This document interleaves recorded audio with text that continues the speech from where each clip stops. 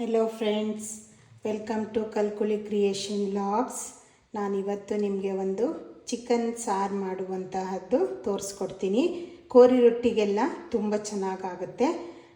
ಆಮೇಲೆ ಸ್ವಲ್ಪ ನೀರಾಗಿ ಮಾಡ್ಕೊಳ್ಳುವಂತಹ ಸಾರು, ತುಂಬ ತಿಕ್ಕ ಗ್ರೇವಿ ಬರೋದಿಲ್ಲ ಇದು. ಆಮೇಲೆ ಕಾಯಿನೂ ಸ್ವಲ್ಪ ಕಮ್ಮಿ ಉಪಯೋಗಿಸ್ತೀವಿ ನಾವು ಇದರಲ್ಲಿ. ಮುಂಚೆ ನನ್ನ ಎಲ್ಲ ರೆಸಿಪಿಗಳು ನಿಮಗೆ ಇಷ್ಟ ಆಗುತ್ತೆ ಅಂತ ನಾನು ಭಾವಿಸ್ತೀನಿ. ಹಾಗೆಯೇ ನನ್ನ ಚಾನಲನ್ನು ಸಬ್ಸ್ಕ್ರೈಬ್ ಮಾಡಿ, ಲೈಕ್ ಆ್ಯಂಡ್ ಶೇರ್ ಮಾಡಿ, ಕಮೆಂಟ್ಸ್ ಹಾಕಿ. ನನ್ನ ಮೊದಲಿಗೆ ಇದು ಖಾರ ಹುರ್ಕೊಳ್ಳೋದಕ್ಕೆ ಏನು ಬೇಕೋ ಐಟಮು ನಾನು ಅದನ್ನು ತೊಗೊಂಡಿದ್ದೀನಿ. ಇದು ಒಂದು ಸ್ವಲ್ಪ ಮೀಡಿಯಮ್ ಸೈಜು ಈರುಳ್ಳಿ ತೊಗೊಂಡಿದ್ದೀನಿ.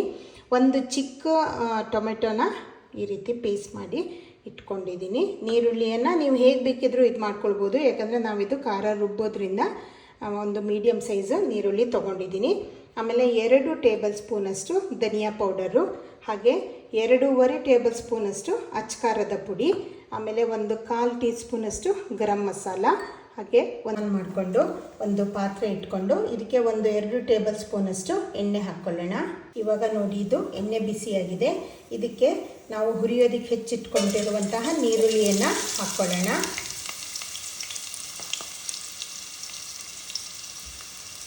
ಇದನ್ನು ಚೆನ್ನಾಗಿ 1 ನಿಮಿಷ ಫ್ರೈ ಮಾಡ್ಕೊಳ್ಳೋಣ.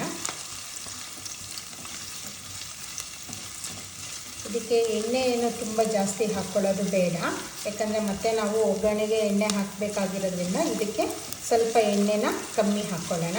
ಇದೊಂದು ಸ್ವಲ್ಪ ಕಲರ್ ಚೇಂಜ್ ಆಗೋಷ್ಟು, ಅಂದರೆ 1 ನಿಮಿಷದಷ್ಟು ಇದನ್ನು ಸ್ವಲ್ಪ ಚೆನ್ನಾಗಿ ಹುರ್ಕೊಳ್ಳಿ. ಇವಾಗ ನೋಡಿ, ಇದು 2 ನಿಮಿಷ ಫ್ರೈ ಆಗಿದೆಯಲ್ಲ. ಇವಾಗ ನಾವೇನು ಒಂದು ಸಣ್ಣ ಟೊಮೆಟೊ ಹೆಚ್ಚಿಟ್ಕೊಂಡಿದ್ದೀವಲ್ಲ, ಇದನ್ನು ಇದಕ್ಕೆ ಸೇರಿಸ್ಕೊಂಡು ಚೆನ್ನಾಗಿ ಮಿಕ್ಸ್ ಮಾಡೋಣ.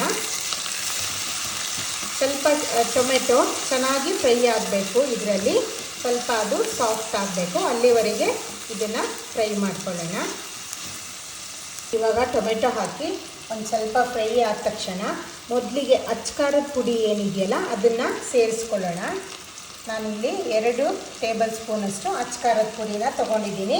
ಇದು ಬರೀ ಅಚ್ಕಾರದ ಪುಡಿಯಲ್ಲಿ ಮಾಡುವಂತಹದ್ದು. ಇದಕ್ಕೆ ಹಸಿಮೆಣಸೆಲ್ಲ ಏನು ನಾವು ಸೇರಿಸೋದಿಲ್ಲ.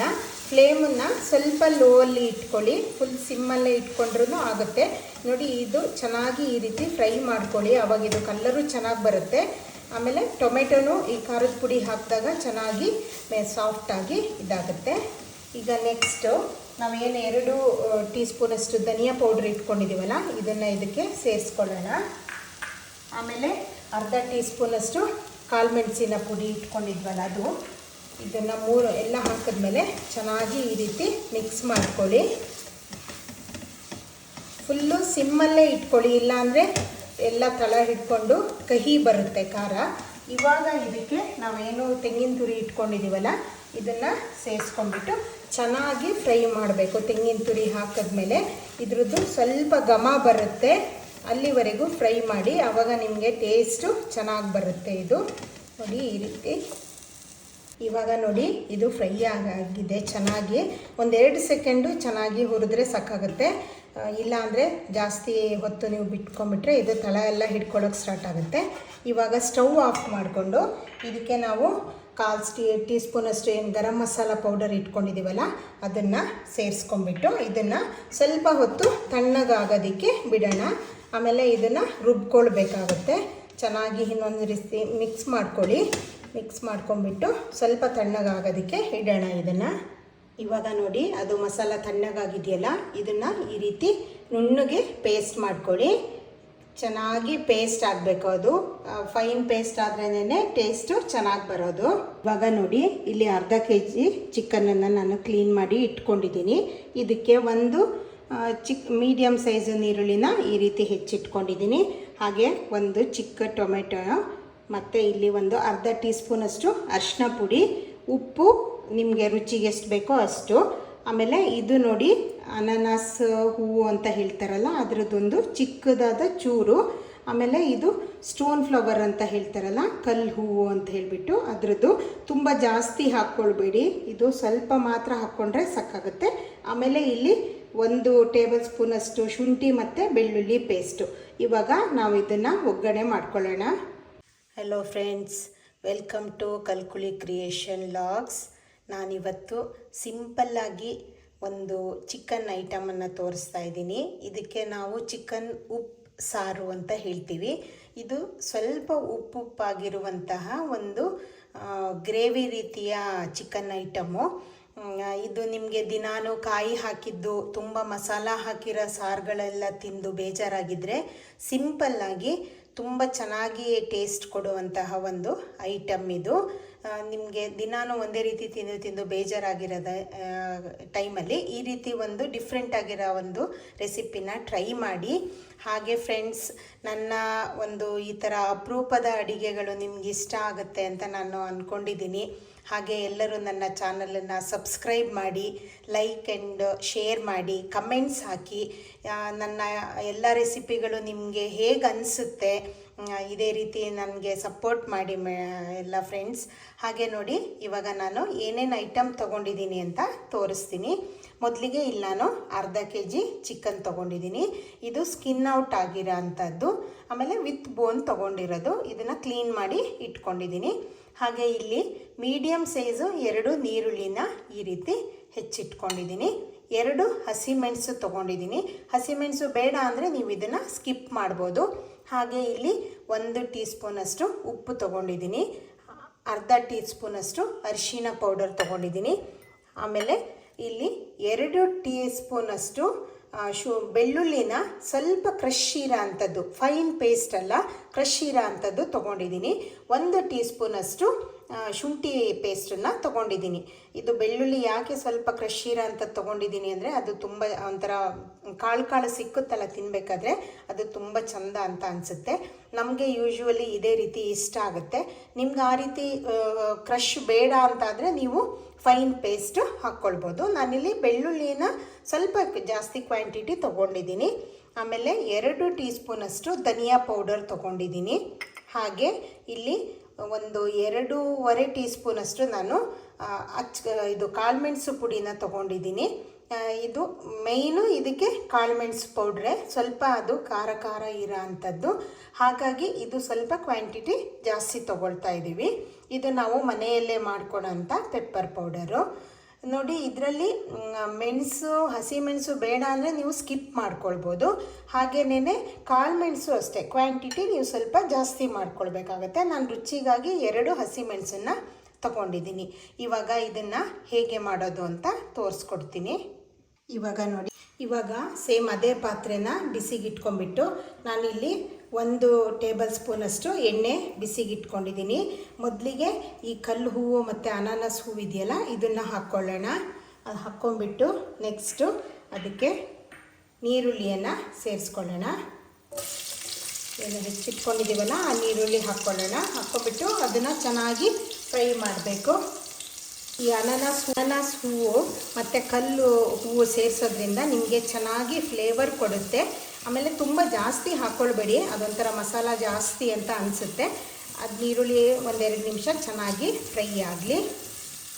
ಸ್ವಲ್ಪ ಇದು ಫ್ರೈ ಆದ ತಕ್ಷಣ ಕಲರ್ ಚೇಂಜ್ ಆದಮೇಲೆ ನಾವು ಟೊಮೆಟೊನ ಆ್ಯಡ್ ಮಾಡ್ಕೊಳ್ಬೇಕಲ್ಲ.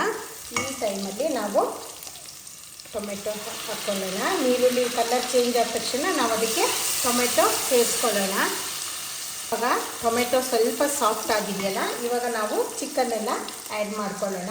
ಟೊಮೆಟೊ ಮತ್ತೆ ಬೇಯೋದ್ರಿಂದ ನೀವು ಒಂದೇ ಸರಿ ಫುಲ್ ಬೇಯಿಸ್ಕೋಬೇಕು ಅನ್ನೋದೇನಿರೋದಿಲ್ಲ. ಈಗ ಅರಿಶಿನ ಪುಡಿ, ಆಮೇಲೆ ಉಪ್ಪು, ನಾವೇನು ಇಟ್ಕೊಂಡಿದ್ದೀವ ಉಪ್ಪನ್ನು ಹಾಕಿ ಚೆನ್ನಾಗಿ ಮಿಕ್ಸ್ ಮಾಡ್ಕೊಳ್ಬೇಕು. ಹಾಗೆ ಮಿಕ್ಸ್ ಮಾಡ್ಕೊಳ್ಳಿ. ಫ್ಲೇಮನ್ನು ಸ್ವಲ್ಪ ಮೀಡಿಯಮ್ ಇದರಲ್ಲಿ ಇಟ್ಕೊಳ್ಳಿ, ಚಿಕ್ಕಾಗಿ ರೋಸ್ಟ್ ಆಗಬೇಕಾಗುತ್ತಲ್ಲ. ಹಾಗಾಗಿ ನೋಡಿ, ಈ ರೀತಿ ಚೆನ್ನಾಗಿ ಮಿಕ್ಸ್ ಮಾಡಿ ಇವಾಗಲೇ ಶುಂಠಿ ಬೆಳ್ಳುಳ್ಳಿ ಪೇಸ್ಟ್ ನಾವು ಇಟ್ಕೊಂಡಿದ್ದೀವಲ್ಲ ಅದನ್ನು ಸೇರಿಸ್ಕೊಳ್ಳೋಣ ಇದಕ್ಕೆ. ಈಗ ಎಲ್ಲದನ್ನು ಇದು ಚಿಕನ್ ಎಲ್ಲ ಸ್ವಲ್ಪ ನೀರು ಬಿಡೋದಕ್ಕೆ ಸ್ಟಾರ್ಟ್ ಆಗಿದೆ ಅಲ್ಲ. ಇವಾಗ ಚೆನ್ನಾಗಿ ಇನ್ನೊಂದು ಸರಿ ಮಿಕ್ಸ್ ಮಾಡಿಬಿಟ್ಟು ಇದನ್ನು ಹೀಗೆ ಲಿಡ್ ಕವರ್ ಮಾಡಿಬಿಟ್ಟು 1-2 ನಿಮಿಷ ಚೆನ್ನಾಗಿ ಈ ಇದರಲ್ಲೇ ಬೇಯೋದಕ್ಕೆ ಬಿಡೋಣ. ಇದನ್ನು ಮಧ್ಯದಲ್ಲಿ ಒಂದು ಸರಿ ಮತ್ತೆ ಲಿಡ್ ಓಪನ್ ಮಾಡಿಬಿಟ್ಟು ಮತ್ತೊಂದು ಸರಿ ಮಿಕ್ಸ್ ಮಾಡಿ ಒಂದು 5 ನಿಮಿಷ ಸ್ವಲ್ಪ ಇದೇ ರೀತಿ ಬೇಯೋದಕ್ಕೆ ಬಿಡೋಣ. ಆಮೇಲೆ ನಾವು ರುಬ್ಬಿರುವಂತಹ ಖಾರನ ಸೇರಿಸಬೇಕು. ಇದು ಈ ರೀತಿ ಬೆಂದ್ರೇನೆ ತುಂಬ ಚೆನ್ನಾಗಿ ಟೇಸ್ಟ್ ಬರುತ್ತೆ.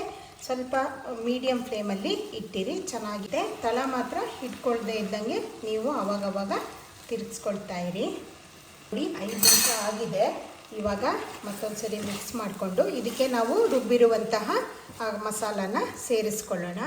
ಇವಾಗ ನಾವು ರುಬ್ಬಿರುವ ಎಲ್ಲ ಮಸಾಲಾನ ಇದಕ್ಕೆ ಹಾಕ್ಕೊಳ್ಳೋಣ. ಈ ರೀತಿ ಹಾಕ್ಕೊಂಡ್ಬಿಟ್ಟು ಚೆನ್ನಾಗಿ ಒಂದು ಸಾರಿ ಮಿಕ್ಸ್ ಮಾಡಿ. ನೀರು ತಕ್ಷಣ ಹಾಕಬೇಡಿ, ಸ್ವಲ್ಪ ಹೊತ್ತಿದ್ರಲ್ಲೇ ಇದು ಕುಕ್ಕಾಗಲಿ ಮಿಕ್ಸ್ ಮಾಡಿಕೊಳ್ಬೇಕು. ಇದು ಸ್ವಲ್ಪ ಒಂಚೂರು ಫ್ರೈ ಆಗುತ್ತೆ. ಇದೇನು ತುಂಬ ಬೇಡ, ಯಾಕಂದರೆ ನಾವು ಮುಂಚೆನೇ ಹುರಿದಿರೋದ್ರಿಂದ ತುಂಬ ಹೊತ್ತು ಫ್ರೈ ಮಾಡೋದು ಬೇಕಾಗಲ್ಲ. ಈ ರೀತಿ ಮಿಕ್ಸ್ ಮಾಡಿ 1 ನಿಮಿಷ ಹುರಿಯಿರಿ. ಆಗ ಮಸಾಲ ಇದಾದಮೇಲೆ ನೀರನ್ನು ಆ್ಯಡ್ ಮಾಡ್ಕೊಳ್ಳಿ. ಅದು ಕನ್ಸಿಸ್ಟೆನ್ಸಿ ನೋಡಿಕೊಂಡು ನೀವು ಎಷ್ಟು ಬೇಕಾಗುತ್ತೋ ಅಷ್ಟು ನೀರನ್ನು ಆ್ಯಡ್ ಮಾಡ್ಕೊಳ್ಳಿ. ಇದು ಸ್ವಲ್ಪ ದಪ್ಪ ಇರಬಾರ್ದು, ನೀರಾಗೇ ಇರಬೇಕು. ಕೋರಿ ರೊಟ್ಟಿಗೆಲ್ಲ ತುಂಬ ನೀರು ಸಾರನ್ನೇ ಉಪಯೋಗಿಸೋದು.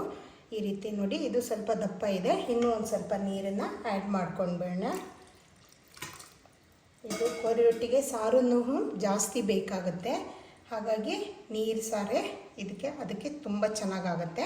ಇದನ್ನು ಇವಾಗ ಕುದಿಯೋದಕ್ಕೆ ಬಿಡೋಣ. ಇವಾಗ ನೋಡಿ, ಇದು ಚೆನ್ನಾಗಿ ಕುದಿಯೋಕ್ಕೆ ಸ್ಟಾರ್ಟ್ ಆಗಿದೆ. ಇವಾಗ ಮತ್ತೊಂದು ಸರಿ ಚೆನ್ನಾಗಿ ಮಿಕ್ಸ್ ಮಾಡಿ ಒಂದು 10 ನಿಮಿಷ ಇದನ್ನು ಬೇಕು. ಆವಾಗ ಅದರಲ್ಲೇ ಮಾಂಸನೂ ಬೆಂದ್ಕೊಳ್ಳುತ್ತೆ. ಕನ್ಸಿಸ್ಟೆನ್ಸಿ ನೋಡಿ, ಸ್ವಲ್ಪ ನೀರಾಗಿನೇ ಇರಲಿ. ಇವಾಗ ನೀವು ಉಪ್ಪು ಮತ್ತು ಖಾರ ಯಾವ್ದು ಬೇಕೋ ಅದನ್ನು ಚೆಕ್ ಮಾಡಿ ಆ್ಯಡ್ ಮಾಡ್ಕೊಳ್ಳಿ. ಇವಾಗ ನೋಡಿ, ಇದು ನನಗೆ ಸ್ವಲ್ಪ ಉಪ್ಪು ಸಪ್ಪೆ ಅಂತ ಅನ್ನಿಸ್ತು, ಹಾಗಾಗಿ ನಾನು ಉಪ್ಪು ಆ್ಯಡ್ ಮಾಡಿಕೊಂಡೆ. ಕೋರಿ ರೊಟ್ಟಿಗೆ ಯೂಸ್ ಮಾಡೋದಾದರೆ ನೀವು ಸ್ವಲ್ಪ ಉಪ್ಪನ್ನ ಕಮ್ಮಿನೇ ಇಟ್ಕೊಳ್ಳಿ, ಯಾಕಂದರೆ ಅದರಲ್ಲೂ ಉಪ್ಪಿರುತ್ತಲ್ಲ, ತುಂಬ ಉಪ್ಪಾಗುತ್ತೆ, ನಿಮಗೆ ತಿನ್ನೋದಕ್ಕೆ ಆಗೋದಿಲ್ಲ. ಇದನ್ನು ಚೆನ್ನಾಗಿ 10 ನಿಮಿಷ ಕುದಿಯೋದಕ್ಕೆ ಬಿಡೋಣ. ಇವಾಗ ನೋಡಿ, ಇದು 10 ನಿಮಿಷ ಆಗಿದೆ. ಚೆನ್ನಾಗಿ ಕುದ್ಬಿಟ್ಟು ಸೈಡಲ್ಲೆಲ್ಲ ಆಯಿಲ್ ಬಿಡ್ತಾ ಇದೆ. ಆಮೇಲೆ ನಾನು ಇನ್ನೊಂದು ಟಿಪ್ ಹೇಳ್ತೀನಿ. ಇದಕ್ಕೆ ಉಪ್ಪು ಕರೆಕ್ಟಾಗಿದೆ ಅನ್ನೋದಕ್ಕೆ ನೀವು ಈ ಮಧ್ಯದಲ್ಲಿ ಏನು ಬಾಯ್ಲ್ ಆಗುತ್ತಲ್ಲ, ಆವಾಗ ಇದು ಉಪ್ಪು ಇದಕ್ಕೆ ಕರೆಕ್ಟ್ ಇದೆ ಅಂತ ಹೇಳಿಬಿಟ್ಟು, ಇನ್ ಕೇಸ್ ಅದು ಮಧ್ಯದಲ್ಲಿ ಬಾಯ್ಲ್ ಆಗ್ತಾ ಇಲ್ಲ ಅಂದರೆ ಉಪ್ಪು ಸ್ವಲ್ಪ ಕಮ್ಮಿ ಇದೆ ಅಂತ ಹೇಳಿಬಿಟ್ಟು ನಮ್ಮ ಹಿಂದಿನ ನಮ್ಮಕೊಂಡಿದೆ. ಇವಾಗ ಇದು ಕ್ಲೀನಾಗಿ ಕುಕ್ ಆಗಿದೆ, ಇದು ತಯಾರಾಗಿದೆ. ಇವಾಗ ನೋಡಿ, ಈ ರೆಸಿಪಿ ರೆಡಿಯಾಗಿದೆ. ಕೋರಿ ರೊಟ್ಟಿ ಮತ್ತು ಚಿಕನ್ ಸಾರು ತುಂಬ ಸೂಪರ್ ಆದಂತಹ ಒಂದು ಕಾಂಬಿನೇಷನ್ನು. ಕೋರಿ ರೊಟ್ಟಿಗೆ ಈ ರೀತಿ ಸಾರು ಮಾಡಿಕೊಂಡ್ರೆ ತುಂಬ ಟೇಸ್ಟಿಯಾಗಿರುತ್ತೆ. ಕೋರಿ ರೊಟ್ಟಿ ಎಲ್ಲ ಕಡೆ ಶಾಪಲ್ಲಿ ರೆಡಿ ಸಿಕ್ಕುತ್ತೆ. ಅದು ಎಸ್ಪೆಷಲಿ ಮಂಗಳೂರು ಸ್ಟೋರ್ಸಲ್ಲಿ ಸಿಕ್ಕುವಂತಹ ಕೋರಿ ರೊಟ್ಟಿ ತುಂಬ ಚೆನ್ನಾಗಿರುತ್ತೆ. ನೋಡಿ, ಈ ಕೋರಿ ರೊಟ್ಟಿ ತೊಗೊಳ್ಬೇಕಾದ್ರೆ ಈ ರೀತಿ ತುಂಬ ಕ್ರಿಸ್ಪಿಯಾಗಿ, ಆಮೇಲೆ ತೆಳ್ಳಗಿರೋ ಅಂಥದ್ದು ನೋಡಿ ತಗೊಳ್ಳಿ. ದಪ್ಪ ದಪ್ಪ ಇದ್ದಿದ್ದಾದರೆ ಅದು ಚೆನ್ನಾಗಾಗೋದಿಲ್ಲ. ಆಮೇಲೆ ಇದಕ್ಕೆ ಸ್ವಲ್ಪ ಗ್ರೇವಿ ಜಾಸ್ತಿ ಬೇಕಾಗುತ್ತೆ, ಸಾರು ಜಾಸ್ತಿ ಬೇಕಾಗುತ್ತೆ. ಇದನ್ನು 1-2 ನಿಮಿಷ ನೆನೆಸಿಬಿಟ್ಟು ತಿನ್ನೋದಕ್ಕೆ ತುಂಬ ಟೇಸ್ಟಿಯಾಗುತ್ತೆ. ಹಾಗೆಯೇ ಈ ರೆಸಿಪಿ ಟ್ರೈ ಮಾಡಿ, ಹೇಗೆ ಅನ್ನಿಸ್ತು ಅಂತ ನನಗೆ ಕಮೆಂಟ್ ಮಾಡಿ. ಮತ್ತು ನನ್ನ ಚಾನಲನ್ನು ಸಬ್ಸ್ಕ್ರೈಬ್ ಮಾಡಿ. ಇದೇ ರೀತಿ ಒಳ್ಳೊಳ್ಳೆ ರೆಸಿಪಿಗಳನ್ನು ನಾನು ಮುಂದಿನ ದಿನಗಳಲ್ಲಿ ಹಾಕ್ತೀನಿ. ಎಲ್ಲರೂ ಅದಕ್ಕೆ ಲೈಕ್ ಆ್ಯಂಡ್ ಶೇರ್ ಮಾಡಿ. ಈ ರೆಸಿಪಿನ ಟ್ರೈ ಮಾಡಿಬಿಟ್ಟು ಕಮೆಂಟ್ ಮಾಡಿ ಹೇಗಾಯಿತು ಅಂಥೇಳಿ. Thank you.